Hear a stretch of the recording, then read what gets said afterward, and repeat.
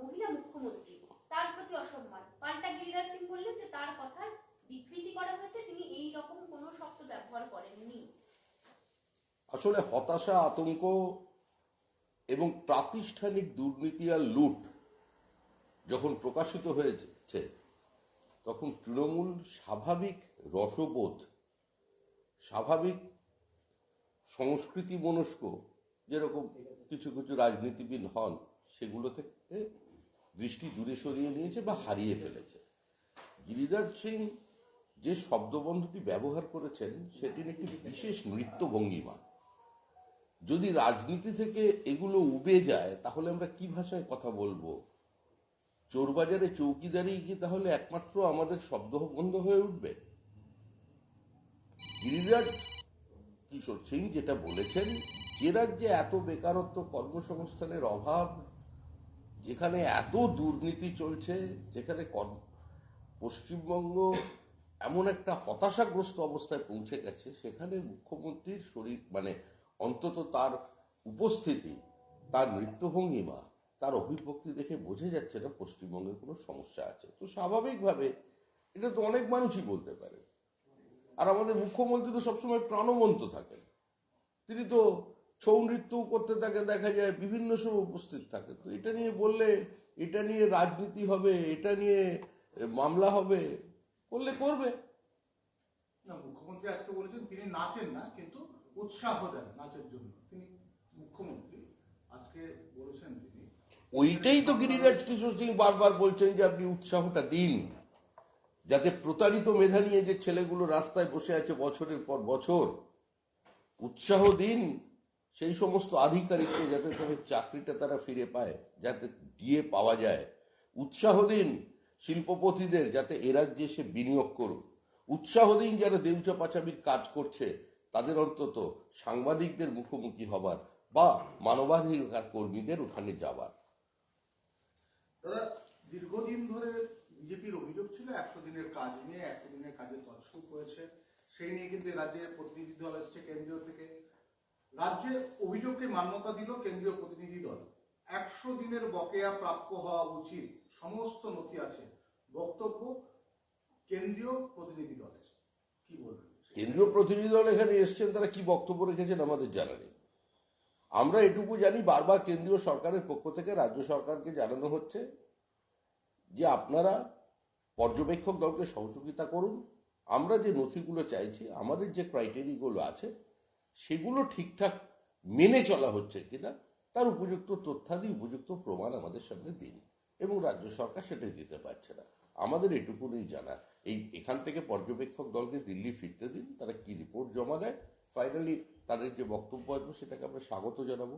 100 দিনের কাজের টাকা গরিব মানুষ পাবে না, এটা তো কোনো সুস্থ স্বাভাবিক রাজনৈতিক দল বা তার কর্মীরা, তার নেতারা চাইবেন না, এটা তো নয়। আমরা তো বলেছিলাম রাজ্য সরকারকে আমরা সহযোগিতা করতে প্রস্তুত, এখনো আমরা তৈরি, কিন্তু তারা বলুন দাবি কোনটা, পাওনা কোনটা, এবং ঠিক তারা কি বলতে চাইছেন, এবং আমাদের সঙ্গে তারা কি উত্তর দিয়েছেন কেন্দ্রীয় সরকারের চিঠিতে, যে প্রিভিলেজ করেসপন্ডেন্স যেগুলো আছে সেগুলো অন্তত আমাদের বিধায়কদের দেখান। বিরোধী দলনেতা তো একটা সাংবিধানিক পদ, অন্তত বিরোধী দলনেতার সঙ্গে আলোচনা করুন। সেই জন্য তো দেখা যায় উত্তরপ্রদেশ অনেক উপরে, যেখানে জব কার্ডে স্ক্যাম হয়েছে বলা চলে এক কথায়, সেখানে পশ্চিমবঙ্গ অনেক নিচে। গুগল প্রুফ সিস্টেম কেউ দিতে পারে না, দুর্নীতি তো থাকবেই, এটা মানব সভ্যতার অভিশাপ। কিন্তু উত্তরপ্রদেশ সরকার সহযোগিতা করেছে। উত্তরপ্রদেশের সরকার ডিএম আগে থেকে জানিয়ে দেয়নি কোথায় কোথায় পর্যবেক্ষণ করতে যাচ্ছে। স্ক্যাম হয়েছে উত্তরপ্রদেশে, মানুষ স্ক্যাম করেছে, রাজ্য সরকার সহযোগিতা করছে, বিরুদ্ধে কঠোরতম ব্যবস্থা হবে। কিন্তু পশ্চিমবঙ্গে তো পুরো জিনিসটা আড়াল করে দেওয়া হচ্ছে। আপনি জানতে পারলেন এ কারণেই, কারণ রাজ্য সরকার দুর্নীতি বন্ধ করতে চায়। রাজ্য সরকার চোখে আঙুল দিয়ে দেখাতে সাহায্য করেছে কেন্দ্রীয় পর্যবেক্ষক দলকে যেখানে দুর্নীতি হয়েছে। মমতা বন্দ্যোপাধ্যায় আজকে বলেছেন যারা পকেট মার তারাই চোর চোর বলে চিৎকার করছে, বিজেপিকে ঘুরিয়ে তিনি পকেট মার বলেছেন। ঠিকই বলছেন। মুখ্যমন্ত্রীর আশেপাশে যাদের নিয়ে সোনার সংসার সাজিয়েছিলেন, যেদিকেই তাকানো যাচ্ছে সেদিকেই লুট, আর সেদিকেই বালি থেকে কোনো জিনিস বাদ দিচ্ছে না। তো চারিপাশে এত পকেটমার থাকলে মুখ দিয়ে পকেটমার শব্দটা বেরিয়েই যাবে, নতুন শব্দ মুখ্যমন্ত্রী আর খুঁজে পাবেন না। তার যে কবি মন সেটাও হারিয়ে গেছে দেখছি। এইসব পকেটমার বলছেন রাজ্যের মুখ্যমন্ত্রী, এটা নিজের ভাবমূর্তির সঙ্গে রাজনৈতিক উচ্চতার সঙ্গে সুবিচার করছেন না। এবছরও পূর্বাঞ্চলীয় জোনাল কাউন্সিলের যে মিটিং, সেই মিটিং এ থাকছেন না মুখ্যমন্ত্রী, কারণ তিনি পাহাড়ে গেলেন। 10ই ডিসেম্বর পাটনায় শাহের মিটিং এ মমতার দূত হিসেবে যাচ্ছেন চন্দ্রিমা। মুখ্যমন্ত্রীর সঙ্গে তো রাজ্যের দাবি দাওয়া নিয়ে বা পশ্চিমবঙ্গের স্বার্থ যেখানে তুলে ধরার প্রয়োজন আছে, পশ্চিমবঙ্গের ভবিষ্যৎ যে সমস্ত মিটিংয়ে নির্ধারিত হয় সেসব মিটিংয়ে উনি যান না, উনি অফিসার পাঠিয়ে দেন। উনি যা বলেন সাংবাদিকদের বলেন, যা বলেন প্রশাসনিক মঞ্চে দাঁড়িয়ে কেন্দ্রের বঞ্চনার কথা বলেন, প্রধানমন্ত্রীর বিরুদ্ধে কথা বলেন। উত্তরবঙ্গ সফরে মুখ্যমন্ত্রী মমতা বন্দ্যোপাধ্যায় বিভিন্ন জায়গায় প্রশাসনিক বৈঠকে বসবেন, কি বলবেন এই বৈঠক নিয়ে? মুখ্যমন্ত্রীর প্রশাসনিক বৈঠক নিয়ে উত্তরবঙ্গের মানুষের আর কোনো আগ্রহ নেই। উত্তরবঙ্গ বলেছিলেন উত্তরকন্যা তৈরি করে ঠিক নিয়ম করে ওখানে সাংবাদিকরা যাবেন এবং ওখানে মন্ত্রীরা যাবেন, উত্তরবঙ্গের কোনো মানুষকে আর দক্ষিণবঙ্গে আসতে হবে না। বাজেটারি অ্যালোকেশন কত উত্তরবঙ্গে? উত্তরকন্যায় কোন মন্ত্রী শেষ কবে গেছেন কাগজ দেখে বলতে পারবেন না। এই তো পরিস্থিতি। তো প্রশাসনিক বৈঠকে কি হয় সেটা মানুষের জানা, ওটা সরকারের খরচায় প্রশাসনিক নামে ও কেন্দ্রীয় সরকারকে আক্রমণ, কেন্দ্রের বঞ্চনার কথা, নরেন্দ্র মোদীকে আক্রমণ, আমাদের স্বরাষ্ট্রমন্ত্রীর সঙ্গে কুকথা, এগুলো চলবে। মানুষ 10 বছর 12 বছর ধরে এগুলো তো দেখছে, আর নিতে পারছে না মানুষ। আজকে বলেছেন যে ইডির সঙ্গে তৃণমূলের চুক্তি আছে, তাই খোকাবাবু ইডি অফিস থেকে বেরিয়েই কংগ্রেসকে আক্রমণ করেন। খোকাবাবু তাই ইডি অফিস থেকে বেরিয়েই কংগ্রেসকে আক্রমণ করেন, ইডির সাথে তৃণমূলের চুক্তি আছে। দেখুন, দিল্লিতে ওরা কি আলোচনা করে নিজেদের মধ্যে ঠিক করে নিয়ে এখানে কোন টুইটার স্টেটমেন্ট দেয় সেটা আমাদের জানা নেই। অধীর চৌধুরী কার্যত এখন যে সমস্ত বিবৃতি দিচ্ছেন সে সমস্ত বিবৃতিতে পশ্চিমবঙ্গের তৃণমূলকেই তিনি শক্তিশালী করছেন। এর আগে হঠাৎ অভিজিৎ গঙ্গোপাধ্যায় নিয়ে একটা কথা বলে দিলেন, যেটা কার্যত পরোক্ষভাবে দুর্নীতিগ্রস্ত বা লুটেরাদের সাহায্য করলো, বা কিছুটা অভিজিৎ গঙ্গোপাধ্যায়কে অস্বস্তিতে ফেলে এত গুরুত্বপূর্ণ এবং স্পর্শকাতর মামলাগুলোর সঙ্গে তিনি সুবিচার করলেন না। তার বক্তব্য এই মুহূর্তে পশ্চিমবঙ্গের তৃণমূলকেই শক্তিশালী করবার লক্ষ্যে চালিয়ে যাওয়া হচ্ছে। নরেন্দ্র মোদী এবং অমিত শাহর বিরুদ্ধে যেখানে স্লোগান দেওয়া হলো, তার বিরুদ্ধে বিজেপির পক্ষ থেকে শিখা চ্যাটার্জি এবং মালতী রাভাত গেলেন অভিযোগ করতে। মাত্র 60 জন তৃণমূল বিধায়কের বিরুদ্ধে সেখানে অভিযোগ দায়ের হয়েছে। 60 জন কেন শুধু, তার বেশি কি নয়? এই যে তারা দুজন অত্যন্ত দায়িত্বশীল রাজনৈতিক কর্মী এবং আমাদের দলের বিধায়ক। তারা যখন 60 জনের নাম ঠিক করেছেন ভেবেচিন্তেই করেছেন। দেশের প্রধানমন্ত্রীকে আপনি তুই বলে সম্বোধন করবেন, প্রধানমন্ত্রীকে হদল কুতকুত বলবেন, কাউকে কিম্ভূত কিমাকার বলবেন, প্রধানমন্ত্রী এফিজি রেখে তার গলায় জুতোর মালা দিয়ে লাইন দিয়ে তার উপরে থুতু ফেলার ব্যবস্থা করবেন। বারবার যে কদর্য ভাষায় প্রধানমন্ত্রীকে, স্বরাষ্ট্রমন্ত্রীকে আক্রমণ করা হচ্ছে, তার জন্য তারা হয়তো গেছেন। আর এখন পশ্চিমবঙ্গের সমস্ত ব্যবস্থাটাই তো হাইকোর্টের দিকে চলে যাচ্ছে। রাজ্যের বিরোধী দলনেতা মিটিং মিছিল করবেন, হাইকোর্টে যেতে হবে। রাজ্য সরকার কোনো একটা সিদ্ধান্ত নেবে, রাজ্য সরকারের নির্দেশিকা কিংবা কোনো আইন, সেটা নিয়ে হাইকোর্টের চ্যালেঞ্জ হবে, এবং প্রতি ক্ষেত্রেই রাজ্য সরকার ধারাবাহিকতা বজায় রেখে হেরে যাচ্ছে।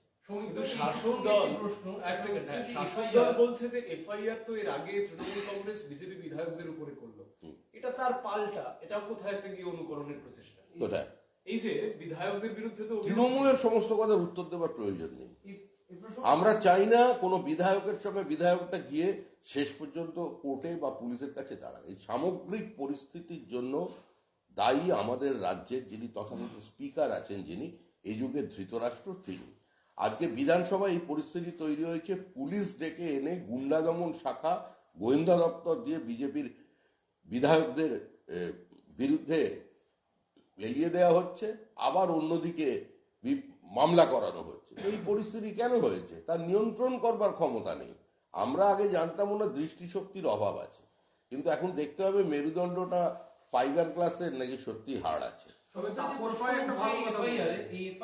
প্রশ্ন হচ্ছে একই ঘটনায় তৃণমূলের তরফে 4টি এফআইআর করা হলো এবং রাতারাতি তা এফআইআর করার জন্য আবেদন করা হলো, তা এফআইআর হলো, কিন্তু দুজন বিজেপি সাংসদ বা বিরোধী রাজনীতির সাংসদ, তারা বিধায়ক, তারা যখন অভিযোগ জানালেন তা এফআইআর করা হলো না, তার নিয়ে কোনো পদক্ষেপ নিল না পুলিশ প্রশাসন। আমরা ওরার অভিযোগ কি আবার উঠে এলো? আমরা ওরা বলে আর পশ্চিমবঙ্গে কিছু নেই, পুরোটাই ওরা। তৃণমূল কংগ্রেস তৃতীয়বারের জন্য নির্বাচিত হয়েছে। তৃণমূল কংগ্রেস পশ্চিমবঙ্গে একটা পুলিশ স্টেট বানিয়েছে, মধ্যযুগীয় ব্যবস্থা, তাদের আচার আচরণ সেই পর্যায়ে নিয়ে গেছে। তো স্বাভাবিকভাবেই আমরা আমাদের এই প্রতিবাদগুলোকে রেজিস্টার করছি। এফআইআর হিসেবে ট্রিট হবে না, এটা জেনেই আমরা করেছি। পুলিশ কোনো ব্যবস্থা নেবে না, এটা জেনেই আমরা করেছি। কিন্তু এগুলো সমস্ত নথি হিসেবে রেখে দেওয়াটাই আমাদের একমাত্র উদ্দেশ্য।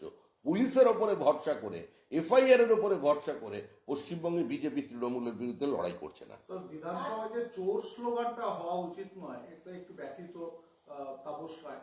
তিনি বলেছেন অনতিবিলম্বে চোর স্লোগান বিধানসভায় বন্ধ করা উচিত, সকলে মিলে এটা করা উচিত। এটা সুস্থ সংস্কৃতি নয়, একদম এটা সুন্দর বার্তা নয় মানুষের কাছে। তবে এগুলো শুরু করেছে বিজেপি, বাংলার মানুষ এগুলো শুনতে পছন্দ করে না। প্রথমটা ঠিক বলেছিলেন, কিন্তু শেষেরটা গন্ডগোল করে ফেললেন। ওনার মধ্যে একটা নরেন্দ্র মোদীর প্রভাব আছে, আর এখন চেহারা টেহারার মধ্যে দেখছি তাপসদার একটা মোদি ছাপ ওনার মধ্যে এসে গেছে।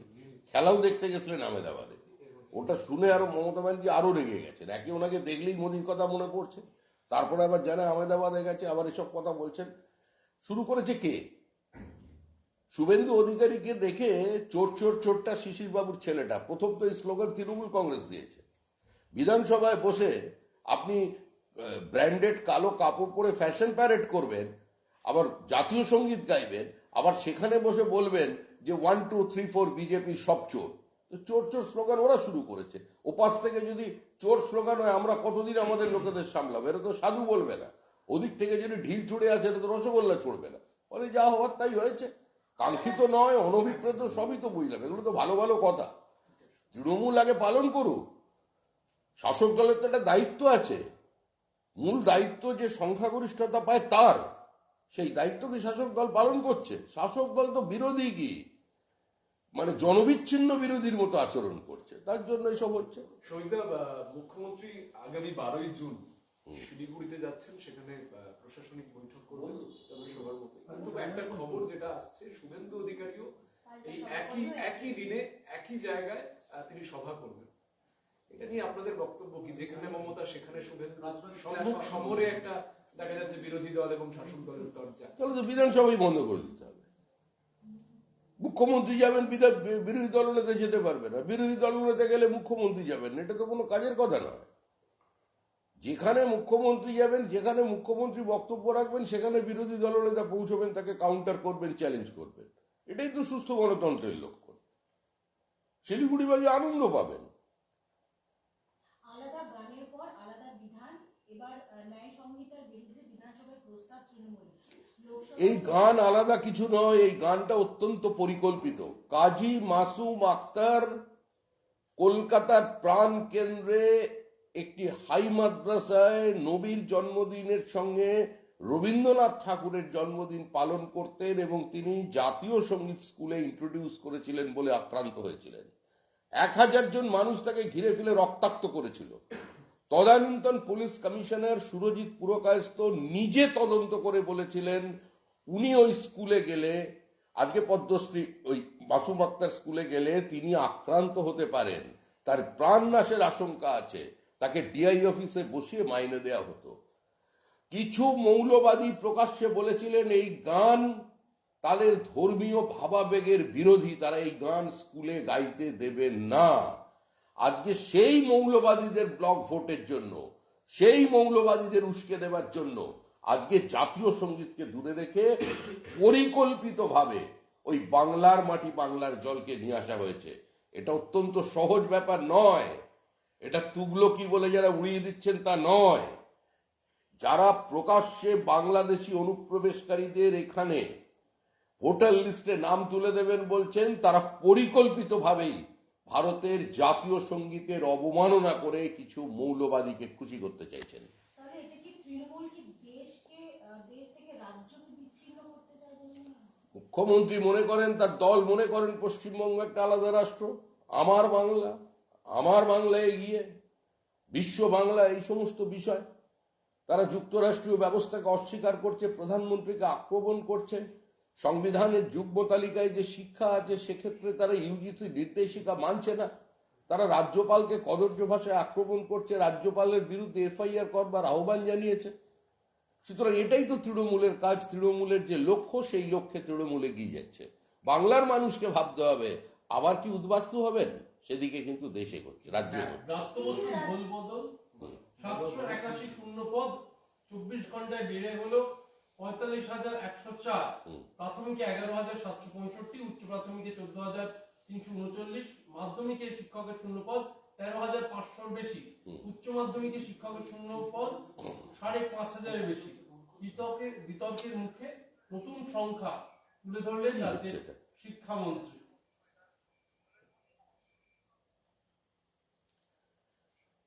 বিজেপি বিধায়ক পার্লামেন্টের মাফ করবেন, বিজেপি বিধায়ক দীপক বর্মনের প্রশ্নের উত্তরে শিক্ষামন্ত্রী ব্রাত্য বসু যে তথ্য দিয়েছিলেন, যে পরিসংখ্যান দিয়েছিলেন, তার সঙ্গে গতকাল যেটা বলেছেন সেটাও মিলছে না, আজকে যা বলছেন সেটাও মিলছে না। এটা বিধানসভার রেকর্ড। আসলে কত শূন্য পদ আছে, কোথায় কি নিয়োগ হবে, এটা নিয়ে, এই মন্ত্রক নিয়ে কারোর কাছে কোনো সঠিক ইনফরমেশন নেই, কারণ এগুলো তাদের প্রাথমিকতা তালিকায় নেই। তাদের সামনে কোনো হেডমাস্টার মশাইয়ের মুখ ভেসে উঠছে না, উঠছে সালমান খানের মুখ। সুতরাং এগুলো এরকম চলবে। এই যে তথ্য কমিয়ে দিচ্ছে, এটার মধ্যে কি হতশ্রী চেহারা স্কুলগুলোর যে বেরিয়ে আসছে, সেটাকে আটকানোর চেষ্টা? সবসময় যে আটকানোর চেষ্টা করছে তা নয়, প্রকৃত পরিসংখ্যানই তাদের কাছে নেই। একটা ভেবে দেখুন, যে শিক্ষা মন্ত্রকের যিনি সবচেয়ে বেশি সময়কাল ধরে এর মন্ত্রক সামনে ছিলেন তিনি জেলে, তার আধিকারিকরা জেলে। আবার তার মধ্যে একজন আছেন সুবীরেশ ভট্টাচার্য, তিনি মাত্র 7 দিনের না 15 দিনের জন্য কোথাও উপাচার্য হয়ে চলে গিয়েছিলেন, সেখানেও একটা অনুরাগের ছোঁয়া দিয়ে এসছেন। ওখানেও বেশ কিছু দুর্নীতি, সেটা নিয়ে অভিযোগ করছেন। বর্তমানের যিনি উপাচার্য তিনি বলছেন আমি এ সম্পর্কে কিছু বলতে পারবো না, আমার কার্যকালে এটা হয়নি, আগের বিষয়টা আমরা ডিপার্টমেন্টাল এনকোয়ারি করছি। এই পরিস্থিতির মধ্যে কে কোথাও, সবই তো তদন্ত সাপেক্ষ। একদিকে আদালতের হুমকি, অন্যদিকে ইডিসিবিআই তদন্ত, আত্মরক্ষার প্রচেষ্টা, কোনো জায়গায় প্রমাণ লোপের প্রচেষ্টা, কোনো জায়গায় বিভিন্ন দালালদের স্টেটমেন্ট, কবে কে জড়িয়ে পড়বে এই নিয়ে তারা চিন্তিত আছেন। প্রকৃত তথ্য দেওয়া মতো মানসিক অবস্থায় তারা নেই। রাজ্যে হারের পর যে ড্যানিশ বিরোধী জোট, তবু বিজেপিকে হারাচ্ছে অলিক জোটের কল্পনা মমতা ব্যানার্জি। এই যে পৃথক জাতীয় সঙ্গীত তৈরি করে বাংলাকে আলাদা দেশ করে তার প্রধানমন্ত্রী হতে চান কি মমতা বন্দ্যোপাধ্যায়? কে সেটা, কারণ সেটা আমার জানা নেই। মমতা বন্দ্যোপাধ্যায় আলাদা দেশ করে তার প্রধানমন্ত্রী হবেন কিনা সেটা মমতা বন্দ্যোপাধ্যায় বলতে পারেন, তবে চেষ্টা করলেও সম্ভব তো সেটা নয়, ইচ্ছে থাকলেও অনেক সময় উপায় থাকে না। এইসব নিয়ে আমরা আলোচনা 2023 প্রাথমিকের টেটের যে তারিখ, সেই তারিখ ঘোষণা হয়ে গিয়েছে। 2022 এখনো ইন্টারভিউ ডেট প্রকাশ হয়নি। এই নিয়ে চাকরি প্রার্থীরা ফের আজকে বিক্ষোভ দেখিয়েছিলেন, তারা নবান্ন গিয়েছিলেন। তারিখ পে তারিখ, এটা কোনো সমস্যার সমাধান হবে না। তৃণমূল সরকারের পক্ষ থেকে মেধার মর্যাদা দিয়ে কোনো স্বচ্ছ নিয়োগ করা সম্ভব নয়। আমরা দলগতভাবে অতীতেও বলেছি যে আদালতের মধ্যস্থতা এবং প্রত্যেক স্টেক হোল্ডারকে এক জায়গায় নিয়ে মুখ্যমন্ত্রী ইন্টারভেন করবার পরে যদি এই সমস্যার সমাধান করা যায়, সেই পথে এগোনো দরকার। কিন্তু আমরা যেটা দেখছি, বিবৃতি পাল্টা বিবৃতি। আমরা দেখছি কোথাও কাকু ধরা পড়ছে, কোথাও জেঠু ধরা পড়ছে। কাকুর কণ্ঠস্বর দিয়ে এখন কোকিলের আওয়াজ বেরোবে কি কাকাতুয়ার আওয়াজ বেরোবে, সেইটা নিয়ে এখন চর্চা চলছে। শূন্য পদ নিয়ে কোনো চর্চা নেই, নিয়োগ নিয়ে কোনো চর্চা নেই, কোনো দিন নেই। স্কুল কবে নিজস্ব ছন্দে ফিরবে সেটা কারো জানা নেই। ইন্ডিয়া জোটের বৈঠক কার্যত মমতা বন্দ্যোপাধ্যায় নেই, নীতিশ কুমার নেই। শেষ বেশ ঠিক হলো যে না, বৈঠক আপাতত বাতিল, আপাতত নৈশভোজ। পরে মমতা বন্দ্যোপাধ্যায় বলছেন যে না, মিটিং হবে, কদিন পরে হবে। এই যে ইন্ডিয়া বৈঠকে সুদীপ বন্দ্যোপাধ্যায় তিনি থাকতে পারেন, নৈশভোজে সুদীপ বন্দ্যোপাধ্যায় তিনি থাকতে পারেন, এবং কংগ্রেসের তরফ থেকে আরে পিকনিক পার্টি তো, আলোচনার পিকনিকে কি হয়, একটু খেলাধুলো হয়, ব্যাডমিন্টন খেলে, লুডো খেলে, লাফালাফি একটু হয়, তারপরে খেতে বসে। ওরা দেখেছে ওইটাই হচ্ছে না, তখন আগে খাওয়া দাওয়াটা হোক, চলছে ওরকম। এখন বসলেও তো বিপদ, যেদিন বসবে পরের দিন দল ভেঙে যাচ্ছে। একদিন বসে বিরাট হুঙ্কার টুঙ্কার দিলেন, অজিত পাওয়ার বেরিয়ে গেল। তারপরে একদিন বসলে অখিলেশ বেরিয়ে গেল। এরকম তো বেরিয়ে যাবে, ফলে বসাটা খুব বিপজ্জনক। এটা মমতা ব্যানার্জি বুঝেছেন, কংগ্রেসও বুঝেছেন। সুদীপ বন্দ্যোপাধ্যায় বলেছিলেন, গিরিরাজ সিং বলেছেন মমতা বন্দ্যোপাধ্যায়কে অর্থাৎ পশ্চিমবঙ্গের মুখ্যমন্ত্রীকে ভারতবর্ষের প্রধানমন্ত্রীর সঙ্গে 100 দিনের কাজ নিয়ে কথা বলতে। আপনি কি শুনেছেন আজকে না? উনি যখন বলছেন- গিরিরাজ সিংকে যে বলেছেন, আমাদের সুদীপ বন্দ্যোপাধ্যায়কে যে বলেছেন এবিপি আনন্দের কোনো সাংবাদিক কি সেটা শুনেছে? তৃণমূল ওরম বলে, বাস্তবে ওগুলো সেটা নয়। গিরিরাজ সিং একটা দীর্ঘদিনের রাজনৈতিক কর্মী, পশ্চিমবঙ্গে দীর্ঘদিন থেকেছেন, কাজ করেছেন। সুতরাং গিরিরাজ সিং জানেন তৃণমূল কংগ্রেস কি, আর সুদীপ বন্দ্যোপাধ্যায়ের কোনো নতুন প্লেয়ার নয়।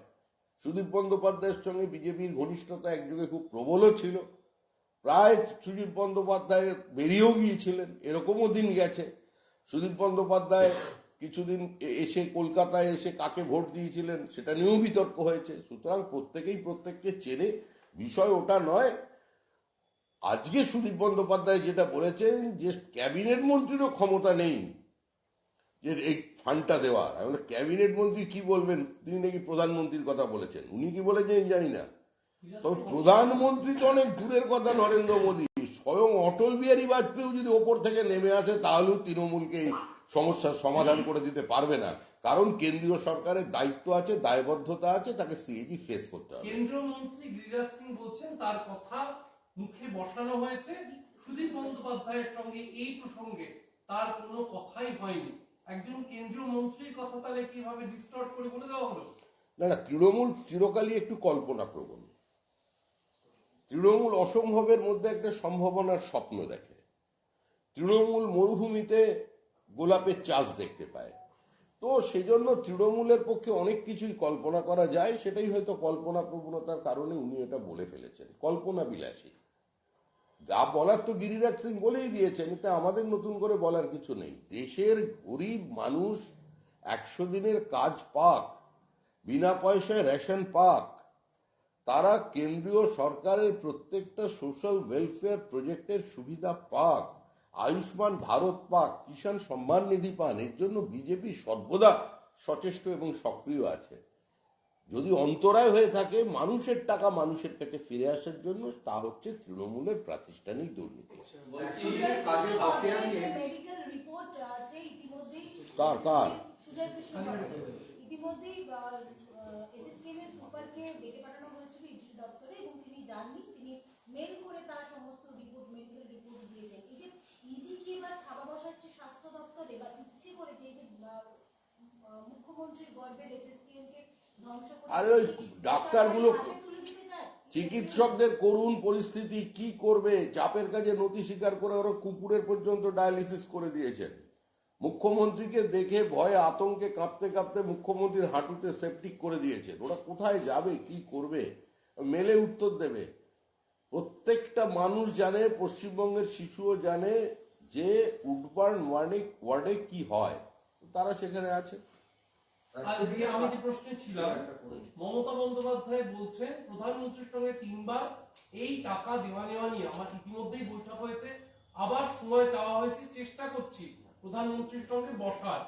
সমস্যার সমাধানের কোন ইঙ্গিত পাচ্ছেন? মুখ্যমন্ত্রী প্রধানমন্ত্রীর সাথে বসতে চাইছেন? প্রত্যেক মানুষই চায় সমস্যার সমাধান, প্রত্যেকটি রাজ্যবাসী চায় সমস্যার সমাধান, কিন্তু মুখ্যমন্ত্রী প্রধানমন্ত্রীর সঙ্গে বসলেই সমস্যার সমাধান হবে না। বসতে হবে দুই সরকারের সচিবকে। এটা তো পেপারসের প্রয়োজন, কাগজের প্রয়োজন, রাজ্য সরকারের স্বচ্ছতার প্রয়োজন, হিসাব দেওয়ার প্রয়োজন।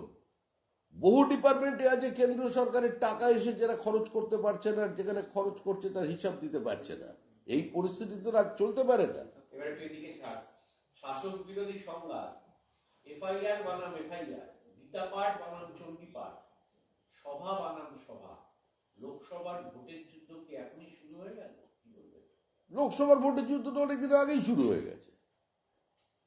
লোকসভার ভোটের যুদ্ধ তো আমরা শুরু করে দিলাম ভিক্টোরিয়া হাউসের সামনে থেকে।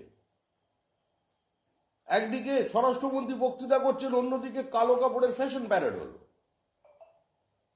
আমাদের লড়াই তো, আমরা 365 দিনের রাজনৈতিক দল, আমরা আমাদের লড়াইয়ের জন্য তৈরি, প্রধানমন্ত্রীর প্রার্থী তৈরি, কর্মসূচি তৈরি, আমাদের নির্দিষ্ট অতীত আছে, আমাদের চলমান বর্তমান আছে, এবং পৌঁছে যাওয়ার জন্য একটা নির্দিষ্ট ভবিষ্যতের লক্ষ্য আছে।